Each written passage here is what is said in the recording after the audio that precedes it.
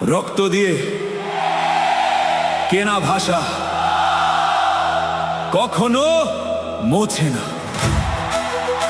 19 মে 1961 শিলচর স্টেশনে যা ঘটেছিল তা আমাদের অস্তিত্বের অমর ইতিহাস।